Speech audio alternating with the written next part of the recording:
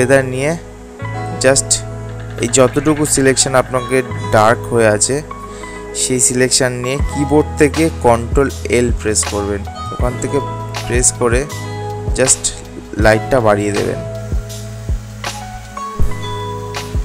লাইটটা বাড়ালে দেখুন এই কালারটার মধ্যে হালকা একটু ডিফারেন্স আছে, সেই জন্য করতে হবে Ctrl+B প্রেস করবেন, করে ইয়েলোটা হালকা একটু বাড়িয়ে দেবেন আর একটু রেডটা। মানুষের স্কিনের কালার হয় হালকা একটু রেড, হালকা একটু ইয়েলো। ওকে, দেন দেখুন ছবিটা এই ছিল, এই হয়ে গেল। এবার সব দিক থেকে ঠিক হয়ে গেছে।